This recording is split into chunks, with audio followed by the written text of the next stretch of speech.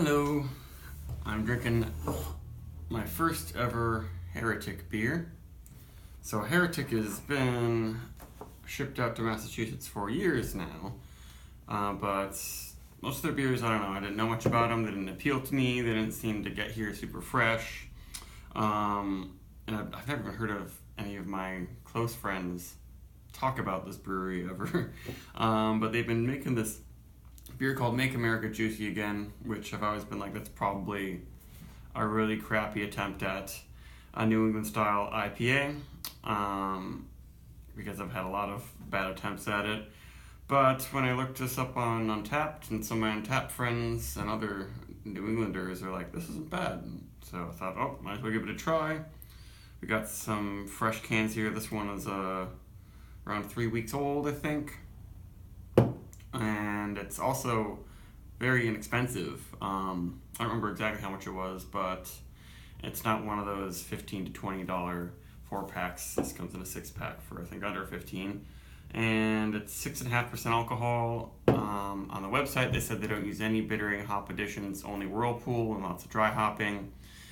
And on Untappd, it said they use Belma, Mosaic, and Citra hops. Belma's one that kind of shows up every once in a while now in these hazy IPAs and seems to work out pretty well. I haven't had it like featured in an IPA to figure out exactly what it does, but if you got Mosaic and Citra in there, you should be good. Let's see how the haze looks. In pictures, sometimes it's hard to tell exactly how dense it is. Ooh, lots of carbonation, that's for sure. And ooh, does look pretty nice in there. I'm smelling some nice aromas already, but it's definitely a little big on the carbonation to amp up that aroma, it seems like. Because I mean, I do like plenty of carbonation in my beers, including my hazy IPAs, but if I pour it like that into a Tiku and it like is mostly head, it tells me that it might be a little overcarbed. Not a bad aroma. Definitely get Citra and Mosaic. Right off the bat, I'm getting some like berry and pineapple notes together. Tropical berry punch almost. It's not smelling exactly like drinking orange juice. Some candy-like notes. And the head was looking good, but you can see those big bubbles. I think it's gonna die down. Not super quickly, but it's not going to stay around nice and thick. If I inhale really deep, I get some sort of candied Jolly Rancher notes. Pretty sugary. Does not have resinous qualities.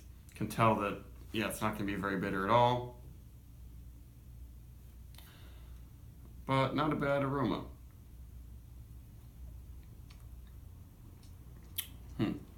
Body is not full or juicy. It's pretty spritzy and kind of, I guess there's a lingering fruitiness for sure, but it's spritzy and spicy on the tongue and washes away really quickly. A little sharp. Yeah, it doesn't come across as very juicy or soft. It's missing that that quality of the style, but there aren't any big off flavors, or I would say. And the aroma was pretty nice.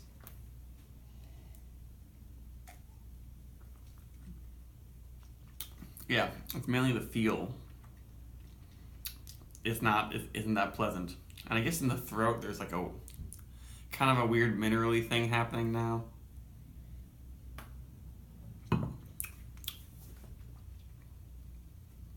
Yeah. It's not a complete failure. I guess that's a little bit of a snobby thing to say. I've had a lot worse attempts at the New England style, but it's not, it looks kind of like it has kind of the smell, but then really doesn't have the New England juicy feel, which is one of the most important parts. One of the things that I realize that I like the most about the style. At first, you know, if you look at my older videos, it's like, oh my gosh, all these crazy aromas, and it's not bitter, blah blah blah. But I think it's pretty easy to use Mosaic and Citra and get some great tropical aromas and things and make it super fruity. And unlike, you know, your classic American piney citrusy hops, but this one doesn't. It does that, but then just the feel and the finish and everything is not what I'm looking for. That's where it becomes. It's kind of like a more old-fashioned IPA, more old-fashioned but super pale IPA, not one that has a chewier, darker malt character or sweetness. Now it just gets really spritzy, minerally. It's almost like you took a New England IPA and poured some seltzer into it or something. Honestly,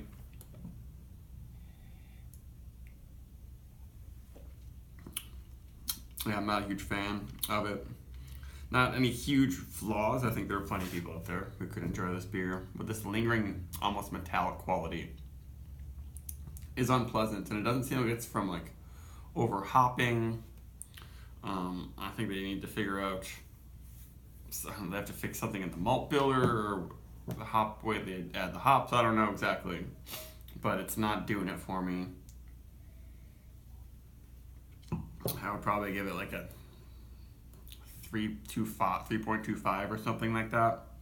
I wouldn't really recommend this one unless you kind of like a spritzier, really lighter tropical IPA.